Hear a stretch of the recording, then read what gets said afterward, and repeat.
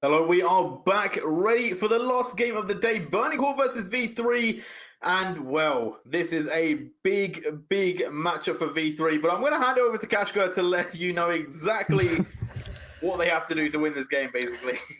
Yeah, well, the only hopium I have for V3 at this point is Galio is the most bad against them, so teams know that if Yu-Gi-Oh can roam to other lanes, that might just happen. Dress Code has been, in the first half of the season, I feel like one of the better performing players. And also, we have seen Washidai and Yu-Gi-Oh try and pick up the carry roles against CGA. If you put it together, put some magic, and ignore everything that's real, it might just work.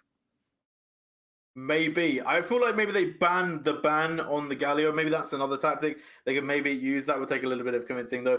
But going into this one, obviously, Burning Core, to be fair, haven't had the best time recently and also didn't have a very good look against V3 last time they played. So do you think that maybe there is some scope for V3 to pick up the first win here? With my hopium fully engaged, I think, yes, there is some space for V3 to find something here. The 0-15 team has been struggling recently, but so has Burning Core. And I think it's through Flawless and Ray Farkey being exposed a little bit. The cameras have been on them, trying to see how they've been able to adapt to a couple of bans being sent their way. And so that's the big things, like the Diana being taken away from Flawless. It's been struggling a little bit after that, as well as the Darius being taken away from Burning Core. Sometimes left open and then just counter drafted. And that's been a big struggle for Burning Core. If V3 are able to make that work, could be something good for them. Yeah, we were talking about a little bit before we got into this one about how V3 have got close to winning some games. Obviously, against CGA, they did put a lot of faith into Washidai. Does that necessarily work against this side? Because obviously Ray Farkey is their big carry as well. Do you want to go? No. Okay. We'll hand that one to Kashka first. All right, so I think something important to remember is the closest game by far, in my opinion, that V3 had was against Burning Core in that second round robin. That was the one with the Jinx Rocket Baron steal, where we had Unica take another Baron steal, and in general, Burning Core makes some interesting decisions. So in that sense, I don't know if Washidai is going to be the only the main focus here for V3, but at the same time, Ray Farkey, he hasn't looked the strongest recently, so potentially. Do you think that, because we talked a little bit about Axis not necessarily having their, like, kind of what Axis is, right? Their box, their scope. Do you feel like V3 Oak have kind of done the same? Like, they kind of haven't really found what they need to be, like, their kind of, like, bread and butter, like their standard, their go-to? Absolutely. It seems like they're failing on all fronts to find that successful carry, maybe a successful tank player. It seems to be, what can we play as first of all? And that's kind of the first stepping stones to finding success is, okay, everybody finds their own role within the team. I'm going to have to cut you off quickly. I'm really sorry about this, but we are going to be going into draft, talking about what they're going to find to pick up this win. Kashka, take it away. We've got a few picks already on the board. We absolutely do. Just speedrunning the bans, the important ones. Diana is going to be taken away from Flawless with that Galio banned away as well. Interestingly, also I come against Unica, but picks. Zeri for Dress Code, and we have Nautilus Kaiser, a bit of a throwback here for Yuhi and Fujimoto.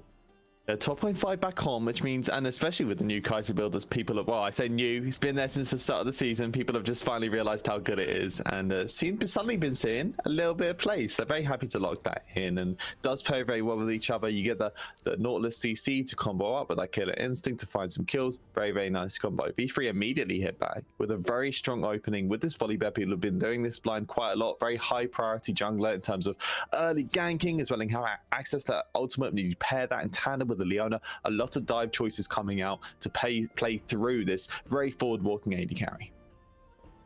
Yeah, and we will see what do Burning Core respond with. It is going to be that Graves. Probably over to Ray Farkey. I mean, we have seen Flawless have one game on that champion, so technically a bit of a flex. Yeah, absolutely. I mean, some people have had very good Graves, Nox, not Kassin. Maybe Flawless is able to emulate that in today's game. So the flex option still there. Can also still be flex mid. I still think it's a good flex mid, even after the nerfs. I wish people did it more mid lane. Finally, we see bans come through. And I think the big one there is Ray Farkey is not allowed the Darius this game. Not at all. The Tryndamere also was coming out earlier, although DICE can play that as well, so that wasn't purely against Rayfarki here. Vex Cannon both are going to be taken away from V3. Both picks that would very much, round out this engaged composition that V3 have been assembling themselves, and LeBlanc is going to be the final ban.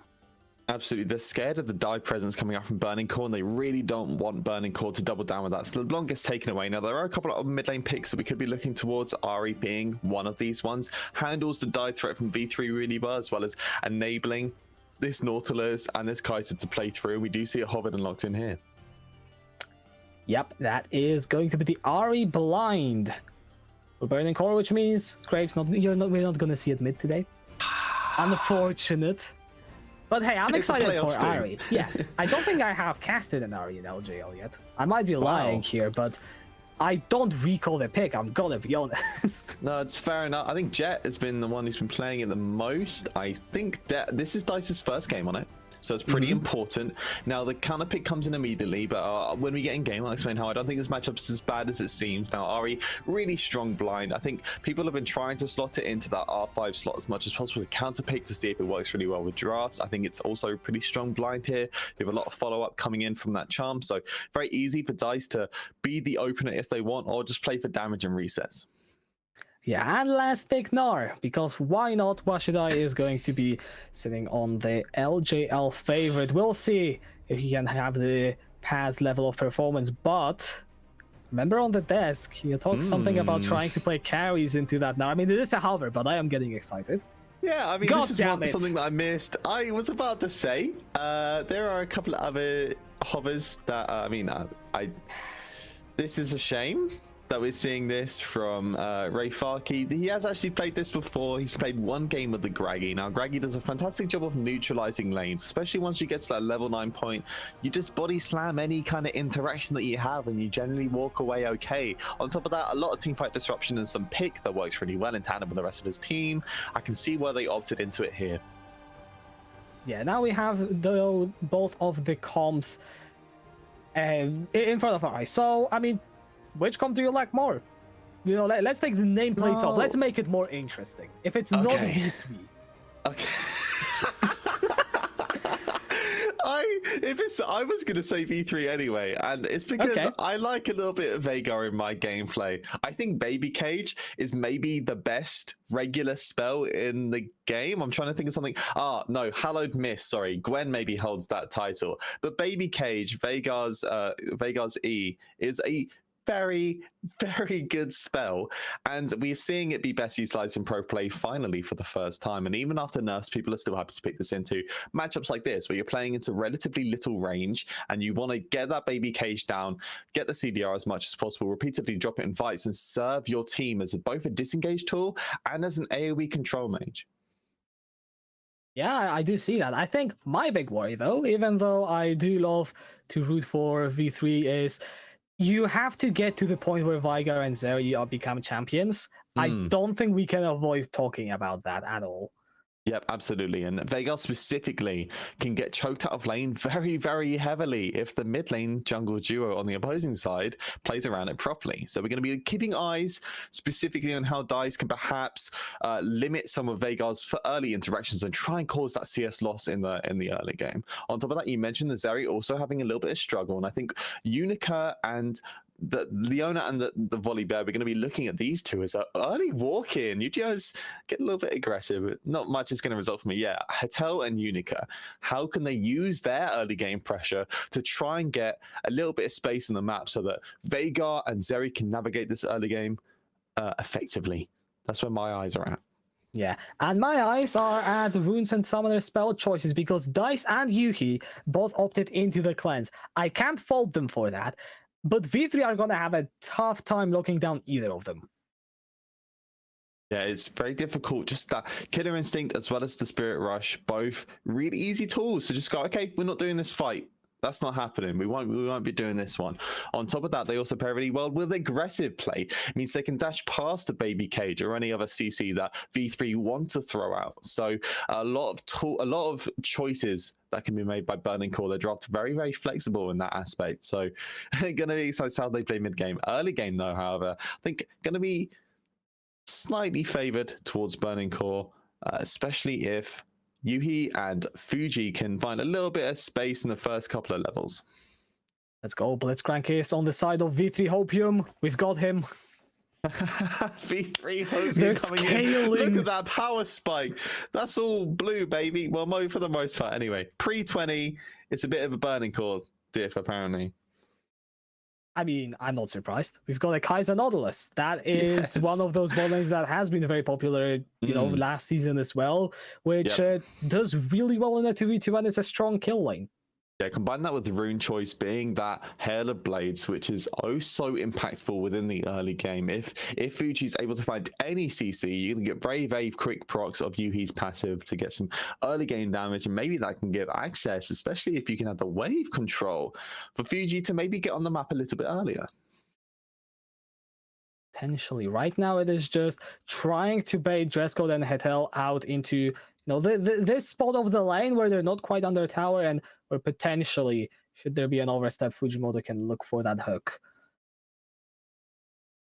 The junglers specifically, both on that full clear, both just finishing up their buffs. Flawless a little bit quicker on his clear, but he will get spotted out on the top side. You see immediately pings coming out. Unica knows in response he can look for this scuttle, as well as maybe potentially look for a walk in because he has the shove in on top side as well. Yeah, that will be the scuttle top side taken by Unica. Still has the Grom to come back to, which means Flawless, if he wants the scuttle, he has to go all the way back to the bot lane. But I feel like Graves in the first few levels, especially given how, I don't want to say boring, but eventless those lanes have been, he's just fine with farming. Absolutely. I think Smokescreen, whilst being a very impactful tool, it's not the best ganking tool in isolation. He's really waiting for his lanes to get a little bit more damage on board so that he can gank through that. And to be fair to him, there's a lot of damage on board as a hook's found onto Hetel and a little bit of poke come out. As remember, Graves is on this bot side, so they're going to try and aggress up down here. There is no vision. Hetel now gonna walk in and spots him out with this Weeper, but maybe a bit too late. Hetel flashes under the tower. The heal comes out from Dresscode Ignite. Not going to be anywhere near enough. It's a trade of summoners in the bot lane. It'll be a little bit of tempo for Burning Core, not too much, but you do get the flash out Hetel, which is really important for the first Drake fight if it actually does end up happening. And with these repeated shoves in as well, it's very likely that Yuhi, after this reset coming in, they may look towards his dragon. Indeed, and I might as well take this time in the early game to say that V3, one would assume if you're 0-15, there is no chance of playoffs. Technically speaking, that's false, but any loss eliminates them already, as well as Axis or Hawks winning any game means that V3 aren't making it into playoffs. So whereas, yes, there's some hope, and I just wanted to throw it out there. Yep. I think realistically, we're looking at, can V3, show us signs of hope when it comes to summer? Well, this is the first game for us to really go like, hey, I mean, they can still do it. Now, I would like to remind people at home, even through that, they do have to play DFM a final time. Yeah. So there is something, they do have to keep that in mind. But at least in this game, definitely very doable. Because as you mentioned in draft, Burning Core been on a little bit of a downswing. And that's specifically because it looks like, specifically this top side, Flawless and Rayfaki looking a little bit that they don't quite seem to understand the roles when they're off their key picks. We talked about, especially earlier on in the season, and Flawless is a little bit trading the mid lane. Flawless is really, really earing towards these AP junglers, the Karthus and the Diana, and especially on some of the other picks that he's been looking towards, such as the Trundle, hasn't looked as confident. Now we're seeing him on the Graves jungle, which we already mentioned. Previous performances on the Graves jungle looked very good on players like Kassin. I want to see whether or not Flawless is able to make it work, because we're already seeing the essence of that, because early game has gone very, very cleanly for him, and this is really when his lanes start to get very oppressive. DICE finally has the Spirit Rush. These are really good early game enabling tools to look for a successful early skirmish. Yeah, and Unica will be looking for Fujimoto, but I also think it's important to point out DICE currently no mana. Rushing those Lucidity Boots, which means no Lost Chapter when it comes to that extra bit of mana region, you won't be seeing any of that. Maybe specifically targeted towards repeated wave shoves. Now, getting flawless on that reset, they know that they can get Fujimoto. They get his flash out, and because of all that pressure from the bot and the mid, and DICE coming in, they can pick up the first Drake as well, which is a nice tidy cloud. As flawless is very aggressively walking into. Yu-Gi-Oh! I don't know if it's gonna be much. They have the Spirit Rush. Gotta be careful, Spirit Rush. Forward flash over the wall, but Yu-Gi-Oh! Still potentially in danger. Flawless goes over the wall. Yu-Gi-Oh! Is just stuck in the pit. Here comes Unica, though. And Yu-Gi-Oh! Isn't very much worse for wear, but no, now the charm connects. Fujimoto will hook the red buff, but it doesn't matter because Flawless takes the first blood. Very, very well played from Burning Core to understand that even after that Drake's taken, they can continue to walk in and look for a kill. First blood going onto Flawless, and with this Serrated Dark being picked up, it looks like this is also going to be an Eclipse build coming out as well. So really eager to get burst out onto V3 as much as possible. And that it kind of pairs up with what the team wants, right? You look at how much initial engage they have on the board. They really want to pick one person off and burst it repeatedly. Now, yeah, just you get to watch this walk in here. I think the big thing is DICE is so patient with this charm. Really doesn't want to blow it until it's absolutely guaranteed. Yeah, Yu-Gi-Oh! You can see just sidestepping around this red buff trying to bait out the charm, but no, DICE with perfect patience, and yeah, that is the first kill going to Burning Core. I was gonna make the point before that happened that, you know, V3 doing pretty well, even ahead in CS in some lanes, but now that changes the dynamic of the game somewhat significantly. And this gold lead coming out is not just through a little bit of Sunlight, it's also through the jungle. Flawless first blood, as well as almost being 5 camps up now on Unica. Very, very quickly in this game. Only 8 minutes have passed. It's starting to spell a little bit of a tale for Burning Core. Yeah, it is, but now we'll see what the V3 will do with this Herald pickup. Now, what I'm mostly looking at is see if Burning Core will respond at all or what they will do instead, because Yuhi has got the priority in botting. You see Dress Code is backing off, so maybe a plate or two. If you can get that onto Yuhi, that pays for the Herald in the short term. Yeah, I think if they do manage to pick this up, that's actually both of the early objectives as well that we'd be looking towards. So even with this gold deficit, they're still making priority plays, which is what we want to see. If they are able to get maybe a couple of plays, I think, you know, you can also look towards the top side. It's quick and it's easy. We know that Washidai is going to have repeated wave subs into this Gragas. That could be another easy choice to get a couple of early plays in. Yeah, and last game we saw Paz on that Gnar only really started taking off after that Hullbreaker. Yes, has been shoving in all game and managed to take down a few plates, which, well, plates were not there yet. In terms of shoving the wave, getting ahead, that is what we are starting to see from Washidai. So really curious to see if he can emulate the same thing we saw from Paz last game. A bit of a difference in build like this time. Washidai's opted into early Merc Treads. He's really trying to neutralize his lane as much as possible. Just wants to get safe wave shoves in so that he can play for potentially the roam. Now, TP's not available for topside, and Burning Core starting very aggressively in this jungle. Unica is on a ward. We'll just clear out the walls. Walks away. Fujimoto, he's got the flash over the wall. And you can see Yu-Gi-Oh! Playing very safe. Doesn't want to get dove because I don't think you survive that. It's one of those... Yeah, just play safe mid.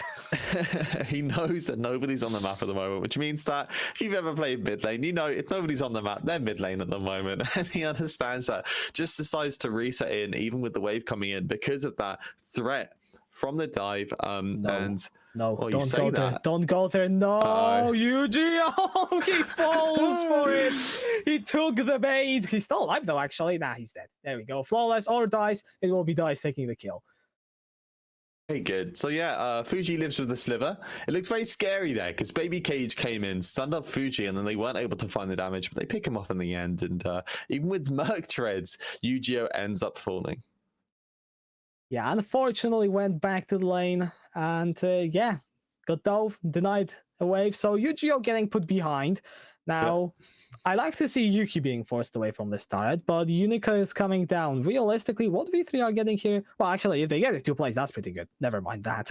On top of that, they had the Herald as well. So before this wave falls, the Herald is going to end up coming up. Now, Yuhi, I feel like he's Playing to bait in the players of V3. We see Flawless moving down as well. He gets a little bit of damage on the head tail. The big thing there is that he stops that complete wave shove and the dive. So first turret not yet picked up. And on top of that, Fuji just on a reset now. So perfect timers for the straight coming up as Rayfaki is getting chased down by Washi. I mean, playing that Gragas, you can imagine he's going to be able to sustain for quite a bit. In fact, health-wise, he's winning the straight. And now Washida needs to be careful. The cask, 100 HP short. Yeah, really fishing for that solo kill there potentially. Wasn't able to find the angle though, and it looked scary for him for a second. Regen a little bit HP, suddenly looking for the solo kill. Both top laners have TP, and this gives Rayfaki the opportunity to pick up level 10 before his reset, and he forces Washida's TP top lane too. So Rayfaki now having access TPs means he can probably just walk down to this dragon and make sure to secure this with his team before TPing back top lane, and we see him doing this now. Yeah, no teleport for any sort of bot side fight, which I feel like if, you know, we talked about how V3 want to play, they kind of just want to scale. Mm-hmm. How is that going? Are they in a point where we're very worried about them coming in the game? I will hold on. Actually, no, Yu-Gi-Oh doesn't deal damage yet. Exactly. Never mind. No, it's Mercs and a Kindle Gem. Don't worry, he's not going to be one-shotting anybody yet. I think this first Drake is the most important thing, right? They picked up the Cloud so early on, they slow down this potential soul that Burning Core can be looking towards, especially considering their dominant mid-game or mid-game power. They slow that down by 5 minutes, and that's a really important thing to know. It's not Baby Cage comes out and gets a stun, but as mentioned, it's Kindle Gem, it's a tier, it's Merc Treads. Yu-Gi-Oh's not going to be doing any damage for just a little bit more time. Yeah, V3 are definitely playing the long game here. Just trying to clear out the vision, and let's be honest, they are relatively successful with that. Haven't fallen behind after you know, the dives in the mid lane and the the dragon, the herald being picked up. Wait, no, the herald was the V3. I'm trolling. Never mind that. Oh, you know, okay. just start talking. Okay, we're gonna see through V3 having to give up a little bit of early pressure. Actually, they're still taking a little bit of control of vision. We're seeing relatively safe vision come out, but at least they're putting it out there, which means that every time that Flawless walks through River, it gets spotted out, and bot lane know exactly how they need to play. On top of that, it looks like Washidai having this pressure on the top side, he can get a little bit of aggressive vision down as well to make sure if he wants to play this lane repeatedly, he can just walk up and pressure out Rayfaki.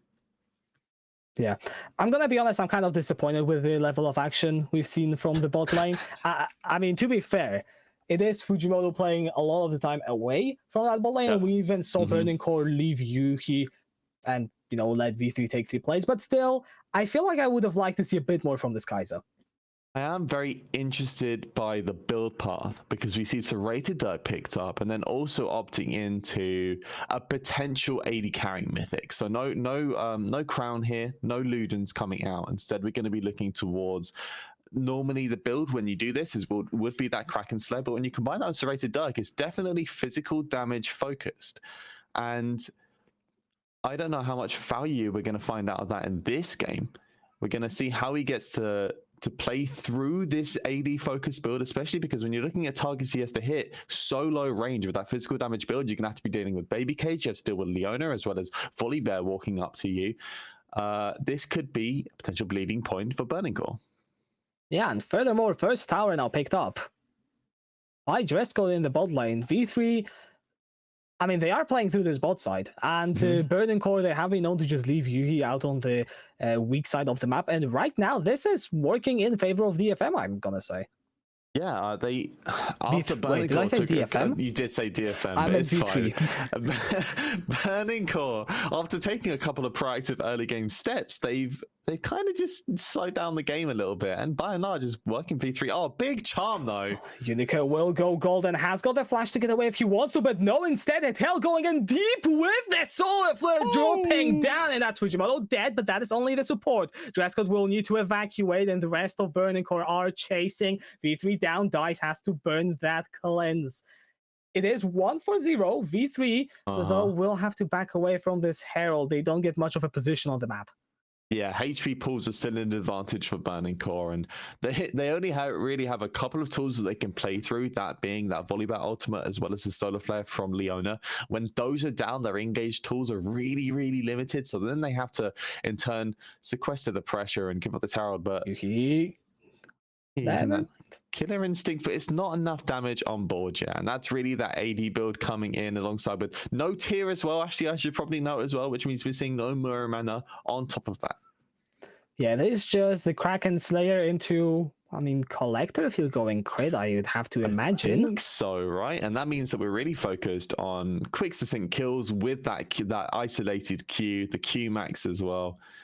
Definitely going to be looking towards picking off individual people very quickly, which, to be fair, plays very well with the common. You can see here, this charm really to start the fight is very, very important because they burn the stopwatch immediately from Unica. And this means that all the follow-up that comes out is with that in mind. And whilst one kill gets picked up, look at all the HP they burn out. And Dice is really the standard here because he repeatedly found charms to get damage out, which means that even with that kill being picked up, they get the Herald on board. Yeah, and I believe the Herald was used to take the mid lane turret. Yep, it was indeed. So creating a lot of space for Burning Core. I mean, you can see the amount of vision they have in the top side. Bloody, that's a lot of vision indeed. Yeah. And whilst that was rotated towards top side with that small gold lead as well as their pressure in mid game, they're going to very, very quickly with that mid lane push, hopefully rotate it down to bot side to set up for the next Drake. And I think, did we note it was Ocean Soul? It is Ocean Soul this game, which is very fun Drake to play through in extended fighting. So I think if V3 are able to contest this, it'd be really important for them because they really are looking for these longer fights, multiple baby cages coming as well as Dress Code, really getting to play the game against a very burst heavy comp coming out from Burning Core. All right, Unica trying to punish Ray Farkey. Hetel is here as well. Down comes the Everfrost. The cask is here as well. Ray Farkey flashes away from the Solar Flare, but the stun connects nonetheless. Hetel takes the kill. Not what you want to see, but V3 should be able to take this tower on top of that. Yeah, they get the Leona picking up the kill, but in return you get the turret. However, because they sent up all three members, it does mean that Burning Core have a little bit of proactivity to look for the spot lane tier. But the baby cage. Yeah, the Event Horizon finds the stun, and Dice is so low. Dress Code will take him down. Flawless takes the tier 2. Let's see if we can get out as V3 will continue the fight in the top side with Fujimoto being focused down. Depth charge finds everyone. Watch that. Goes Mega and finds the Nor into the wall. Yuki's still alive, but Fujimoto flash and taken down by Unica. V3 are fighting. Yeah, you heard a dubstep ignite, but that's a dubstep smite there coming up for Unica, picking off that kill there. Very, very good. And you can see Yuhi struggling to find consistent damage in that 3v2 there. Oh, I guess I should say 3v3.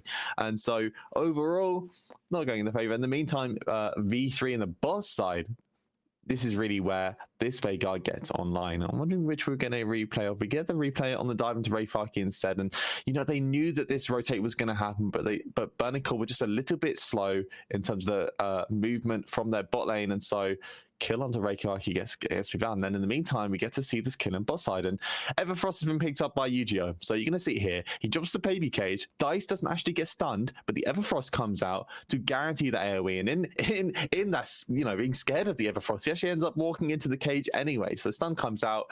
Dress Code is really quick to follow that up and look for the kill there. 101 on the Zeri. The items will start trickling through, and Zeri is one of those champions in lane, very unimpressive, but once you get a few items under your belt, well, that's when the show is really starting. I get to just run at people like a madman. That's really where this champion benefits, is you get that ultimate off with that. I mean, look at all the bursts as well that follows up from you hit from any solar flares. The Veigar also has a lot of bursts. When you combine that with a good extended fighting coming from low cooldowns on Veigar as well as Zeri just running amongst everybody else, it's going to be very scary for Burning Core to navigate these fights if they aren't able to find very, very quick kills. All right. Well, I don't know why the camera keeps going, but like, Washidai and Ray Farkey, they're just going to keep fighting like that. But no, mid lane Hetel goes way too far. That's a quick kill right there onto Hetel, really overstepping and trying to fish for that first engage. But the problem is the amount of damage on board for Burning Core is nothing to scoff at. We're seeing 2 penetration items on the Graves, the Eclipse also being picked up, which means a lot of penetration coming out. On top of that, Yuhi's build is very specifically targeted towards picking off members who haven't picked up any armor yet. And if you have a scan at Hetel, it's almost like we're mirroring last game. It's a Merc Treads Aegis, and it just isn't enough for Yuhi to defend from Yuhi and Flawless's onslaught. They pick up the kill there, and now looking to punish Washidai and over-aggressive in the bot side. Yeah, and if there's one thing that Yuhi's build is good, it's picking up single targets. So Washidai, I don't think he stands too much of a chance. The Killer Instinct will go forward. Minions tanking up some of that Decathlon Rain, but Yuhi will be able to take the second kill of this game on the Kai'Sa. A little bit of a fumble from V3. They dropped the bag in the mid lane. At the same time, Washidai he's still in the same position he was when V3 were the aggressors. When they're having to play from behind, he's the only person who's vulnerable there. So Burning Core are really quick with it. Oh, okay, well, Washidai's pushed up. Let's go kill him. And they do that in turn. And now gold lead, 3k for Burning Core. And they very quickly taken the vision line back again for themselves. We're seeing red all across the top side as this Baron was the next objective. And now we've got Drake spawning up. And remember, they picked up that third Drake as well. This Drake will be soul point for them. Yeah, and you mentioned how V3 had... Okay, the charm does connect, never mind. But how V3 took the first dragon, it will delay the soul a bit, but we are looking at, 28-ish minutes for that soul if Burning Core secure this dragon. With the current game state, I don't believe that is going to be enough for V3 to really scale to where they want to be. Oh, it would be, but Unica comes out. It's gonna be rooted instead. Just a lot of skill shots thrown his way, but is taken down to just above half health. And Burning Core now getting the mid lane priority. You can see them standing in every bush in every bit of map where V3 have no vision, and they've got so much burst damage on single targets. You can't just face check if you're V3, so they are in a really tough spot. Yeah, it's funny seeing dress code of more effective HP than Hertel right now. It really shows the state of this champion, but also how V3 want to play, because they really want to use Hertel and Unica as their main bodies in these fights, their HP resource, and they're unable to do so. And it's really showing in this mid game how strong Burning Core are. They pick up the third Drake and also are taking complete control of the jungle. Look at the vision that's been spread so deep through this bot side. This really enables Rayfarki to play aggressively in the side lane, and in tandem with that, maybe look for even more kills as B3 are trying to find something in return. We'll see how successful they are at doing that. But now against the soul point, well, you've got 5 more minutes. That is kind of the timer, I feel like, because after that, when there is the Infernal Soul, you're gonna have Yu-Gi-Oh! Burst someone down. Absolutely. I think we're going to see his third item is going to be really pivotal for how we think Yuhi's going to navigate these fights, because Double Dagger comes out, maybe indicates we won't be seeing the IE third, and we'll be seeing something. I mean, I daren't say Nashers. I hope it isn't a Nashers. I'm assuming this means we're going to be seeing something like the PD come out, just really attack speed focus, getting multiple passive procs on targets if he is able to find that killer instinct. And as you mentioned, the amount of bursts coming out from Burning Core is so scary for Unica and Hertel to walk up. Yeah, especially Unica going for that Zhonya's on the Volibear. I mean, I think it's a pretty decent item, but it definitely isn't a tank item for sure. It's a purchase that he has made. I'll say that. Yes. It's very specifically targeted towards dealing with the depth charge, the charm, the burst coming out from Flawless. Remember, if he's able to bait out these spells as a big charm comes in. Yeah, Hertel is gonna pop the Eclipse, survives for quite a while, but Solar Flare only connects onto Fujimoto, and that dies already with the kill onto Hertel. Another one. Unica will have to use that Stormbringer away to safety, and V3 support down will just disengage, leave Washidai on the side lane, and pray and hope Burning Core don't do Baron? Yeah, and something I want to know here is that Dice, number one, repeatedly landing these charms, and it's almost like he's the prophet. He's foreseen all the outcomes, all the charms that he's going to hit, and he's opted into the Horizon Focus second item. This works very specifically when you obviously see targets. V3 are walking in blind, and Unica gets absolutely blown up. There's a TP in response though. Yu-Gi-Oh! And Dresco both have the flash. Yu-Gi-Oh! Flashing again into the pit. Teleport was committed from Rayfarki. Jungler down. Burning Core. You guys can just take the Baron. You guys can do whatever the hell you want, because V3, they've got no responses. They know that the scariness of dealing with the Baron, especially when you have low mana on Dice, they opt not to go for that anyway. They're going to get their resets in because they understand no throws can come in at this time. They have their win condition. It's this Ocean Drake. They really are looking towards it, so they're going to end up sequestering all of their vision in the top side, even though, yeah, they are absolutely walking in blind. They really want to get this vision control on board for a brief period of time so they can potentially look to contest Burning Core. But what should I? It's by himself. I don't know if this is going to work out how he planned. Yeah, I don't see the reason for this Well, I mean, yeah, you get vision here if you're V3, but why should I teleport? And I was kind of assuming they're just going to send it for the Baron, which I'm not necessarily saying would be better, but it would make more sense. As now Flawless will have to burn the flash collateral damage away as well. So at least they get some summoners whilst they're at it. Yeah, getting the flash from Flawless is pretty big. I don't know how much it's going to mean though, because we've seen how Flawless has been navigating these fights so far, and it's mostly been through, hey, Dice has hit a charm, I'm just going to press all my buttons. The bigger thing is collateral damage has gone for around 45 seconds now. How can V3 potentially look for anything? Now, it is a 4K deficit. That's not huge in the large picture of things, but it is 26 minutes in, which means that, I mean, we can see on the board, Ahri has 3 items, Kai'Sa has 3 items, the other carries from V3's side are left trailing to pick up from that. And then on top of that, other purchases are really close too. Flawless is very, very close to this Serolda's Grudge coming in third. On top of that, Ray Farkey finally getting this Fimbulwinter is a big upgrade for the effective HP balls of Burning Core. Yeah, I mean, I do have to say that it is impressive that Dress Code is able to keep on par with, in items. With Yuhi, as Ray Farkey does something we didn't see. So there is that. But I feel like the difference in items, especially in the jungle and in the mid lane, is really what is making this game difficult for V3 to play out. And they're going to have to fight around this dragon. They don't have too much of a choice. I see Dice playing aggressively, and this is the reason why I don't think this Veigar matchup as the Ahri is too bad. You have constant move speed coming out from your W, and it means that it's really difficult to throw the cage down if you are trying to max range it, because she ends up just walking out, and then like that cooldown is burned. You can look for the pick and return, and Dice, very aggressive here. We're seeing the dance begin, and V3 are very unified. They want to be on this objective first, so that Burning Core had to play into the cage. Dice is gonna get stunned into the wall, burns the cleanse, throws the Spirit Rush away. Baby Cage does keep the rest of Burning Core away, but V3, they don't find anything. Washidai is back in the mini Nard, but Flawless is on the way from this dragon. It's going low, and it will be secured by Unicorn. But now V3, they need to win this fight. Yuju went golden. He is now dead, and that is going to be the fight. You have to imagine Dresco hops over the wall, manages to pick off Fujimoto, but Ray Farkey will put him to the grave, and that is a 3-4-1 Burning Core. They might have lost the dragon, but they're gonna win the fight. Looking for the 4th one is Yuhi, and that should be the Baron as well. Yeah, you're looking at what they can pick up now. Baron going to be the first thing, and we look at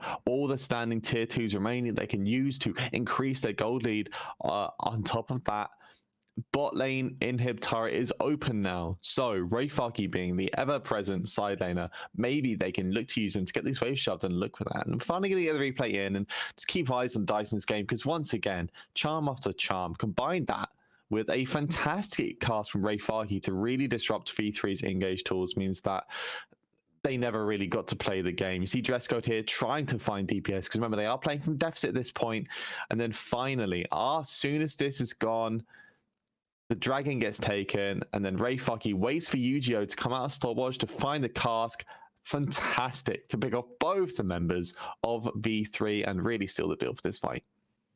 Yeah, Dresco there was unable to attack for full on 4 seconds thanks to that cask. So yeah, I was kind of wondering where the damage went from V3. That explains it. Now, the Baron buff has been secured while we were in this replay, as Dice will have to burn this ultimate here. V3 are committing to engage in this jungle, but Ray Farkey is over this wall. You have to imagine this Gragas will be going in when possible, and Yu-Gi-Oh on the side manages to close up Fujimoto, but is just dead thanks to Yuki, who's going in with a killer instinct for the double kill. And Dresco is running away, all zoomed up, so he should be fine. But V3, 2 members down against this Baron buff. If any more die, that might be the game here even.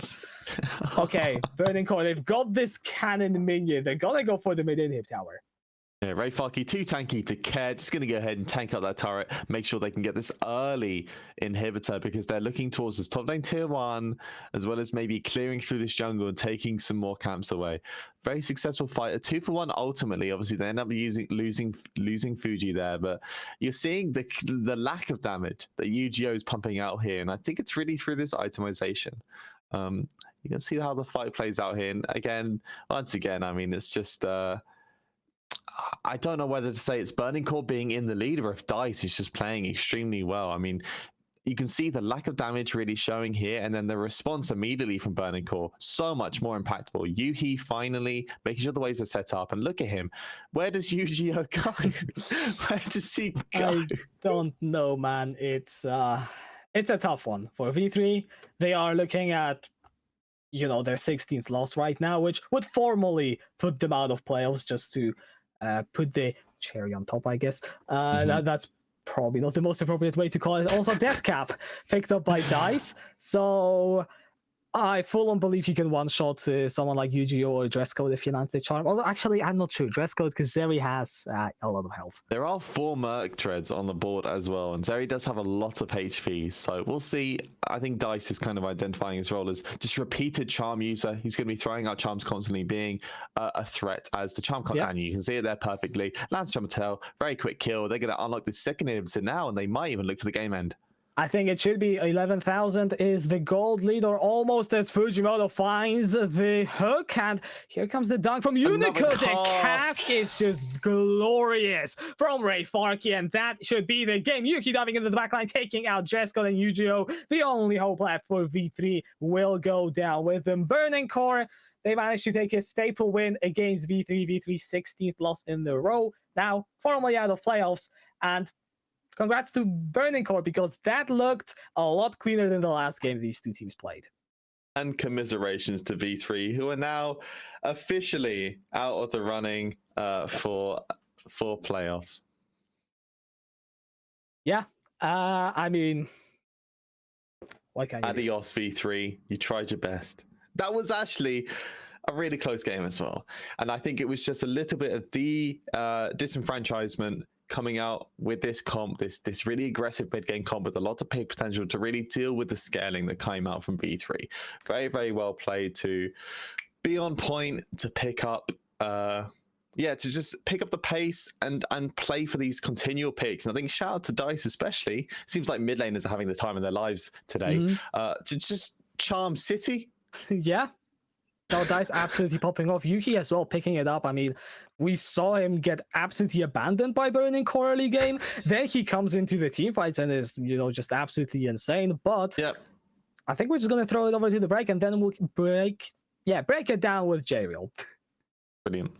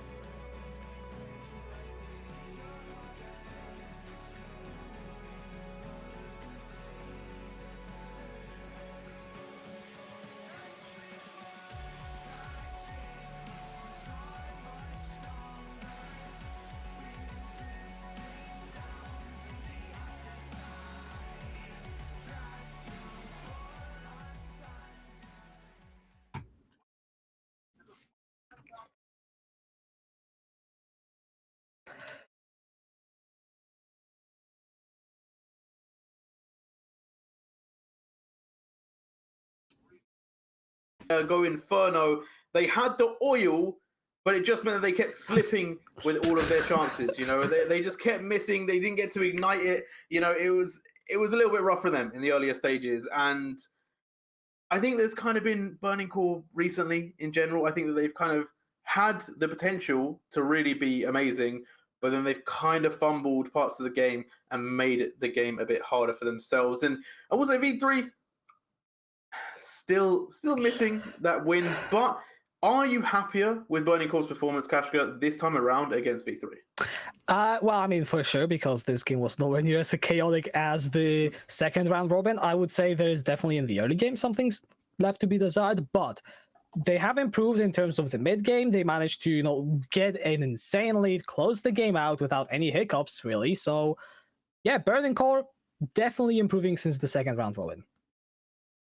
Yeah, and for you, Oak, a similar question with Burning Core. Do you feel like they're starting to, because obviously they've had a little bit of a shaky kind of mid-season, I'd say. Do you think they're looking to kind of go strong back into the later stages? Because they started off so well. I think I think they're in the same position with CGA, right? Where we're seeing Sengoku, Rascal Jester, DFM. They're right at the top of the leaderboard. And they're sitting very comfy. They're not really dropping games weirdly. Whereas, unfortunately, Burning Core and CGA have been doing so. And it's just like cleaning up. I think Kashka said it perfectly, the early game, but also it's this unified kind of, when we see these drafts form in that game specifically, they play the comp really well. It's a pick-orientated comp. Dice is very on the ball with quick, repeated charms to try and find these pick-off points. And they do it really well there. They just need to do this again against better teams where they have to give up a little bit more space. Yeah, and they are going to have that opportunity, in the future. There are still 5 games left, and then obviously there are going to be playoffs. And if we look at both these teams, obviously you kind of said it on broadcast. Goodbye V3. You're not making it this time. Maybe next time you can come back a bit stronger. Burning Core though are most likely making it. I think that there's still some ways that they could lose out, but it would be a really tough time. I think that it's going to be. They'd have to make a lot of mistakes for that to occur. But they just play both the Hawks and Axis, so it is one to watch out for if you're a Burning Core fan. Now, getting into this game, obviously the early game, pretty messy. We kind of talked about that a little bit. But the game kind of slowed down. I think it was like 4-4 in kills when everything just kind of like chilled out, all relaxed. And then obviously we saw a lot of setups around objectives. And do you feel like Burning Core are still retaining this kind of like good setup / good team fighting that we kind of saw from very early on in the season from them? Or have they kind of changed how they win the games, Kashka? Based off this game, I will have to agree with you because that is essentially how they have gone around and won this game against V3. They have set up vision, like I think me and Oak pointed out at some point, just how insane the vision setup is around that. Look for picks, especially that dive for you on UGO in the mid lane. How long they have waited for that, how long they have set up for that, it is something which is, maybe becoming a constant for Burning Core. Yeah, it's definitely looking strong for them. And we've kind of, sorry, I've got my mouth. We talked about that mid lane. Ahri looking strong. I know I tweeted about it earlier. I said LJ or the region where the Ahri lands the charm. It does seem to be true. And break down as a mid laner yourself, or definitely have played a lot of mid lane yourself. The Ahri play from DICE, to my eyes, pretty good. Yeah, and it's partially through the draft that they opted into, where he gets to throw these charms out freely to set up for the rest of his team, because kind of like how some people seem to end up playing Leona, cough cough. You just throw out the charm, and even if it misses, you just do the fight anyway. But this time, he chose to not miss any charms, and credit to him, DICE was on a roll this game. Charm City coming out, charms here, charms there, charms everywhere, and he really, really did a fantastic job of being a repeated pseudo-engaged choice for his team, for them to opt into if necessary. And even if they didn't want to commit, that charm can very easily be followed up with Graves' combo, with the other burst options that they have, and it played really, really well with how they wanted to play. There we go. Burning Core picking up the win over V3. Let's kick it back to the first game of the day. So we're going to go all the way back to 9 a.m. this morning, bright and early. Rascal Jester versus DFM. Very historic matchup for this season. Obviously has a lot of history before the season as well, but this season specifically, Rascal Jester being the only team to have beaten DFM, and they managed to do it again. Kashka, do you feel like obviously there is some mathematical equations. 2 + 2 is 4, -1, that's 3 quick maths. Maybe we see some stuff like that happen where Rascal Jesters come and take the top spot. But looking towards playoffs specifically, do you think Rascal Jesters actually are a team that can maybe take the whole thing and maybe beat DFM? Ooh, that's a bold one. To say. So, okay, I'm just going to break down my thoughts. So, of course, Rascal Jester beat DFM at full strength. Today, Abby wasn't playing. Of course, that win still counts. That was still an impressive win for them. But when you are facing DFM in a best-of-5 scenario with Abby playing and Utapon in the AD carry, it's going to be a tough one. I will say that, though. If it's looking close in the Juggernaut match, assuming that it's going to be DFM Rascal Jester top 2, because that isn't set in stone, but if that is a Juggernaut match and it looks close, yeah, I'd give Rascal Jesters a chance. Yeah, it's definitely a strong one. Obviously, today, were you particularly impressed by anything that Rascal Jesters did, Kashka? Or was it just the fact that, you know what, they look good, they're looking strong, they're keeping their win streak alive? I mean, they managed to sort of like execute their comp pretty well in terms of looking for the fight, setting it up, especially like you are going late into a Ryze Diana Jinx against DFM, so that was a bold move by Rascal Jester, but they managed to execute it, so I am really happy with that. No, indeed, they did look good. Ross just there picking up the first win of the day over DFM, which to some they would have questioned it, but all in all, a good win for them, and also we have to see how that future goes for them. On to game number 2, which some would say was even more important in terms of actual standings, the Hawks versus Axis Oak. What did you make of this one? I mean, yeah, the big thing was this is really deciding that lower end of the playoffs, because if Hawks are able to take this and they're even standing with Axis and they get to play for that 6th place slot, which is ever so important. It was definitely some League of Legends. I think it's hard to talk about. I'm trying to think of how the draft ended up happening. The draft was a draft. I think the Hawks in general from this game looked pretty good. Like I will say, I think Kanatu just looked amazing in this game. That's true. I think there was a lot of plays from that top side, and Toltu wasn't able to really step up as much. But I think the Hawks just looked a lot more composed in general. And I think that was the nice thing to take away from this game was, even though it wasn't the cleanest game, even though it wasn't definitely the top tier of League of Legends, and I still think that their team in terms of actual like pieces could go further and could go higher in terms of the level of play. I think the Hawks actually showed that today they're actually making movements. They're actually improving. They're getting a bit better, and they are definitely a team that could maybe take a few more wins and potentially really just take the 6th place. Yeah, the big thing for me was Toltu obviously on the Sion, right? So this is the big thing I had to recall in my mind was, yeah, it's the Sion and the Gnar.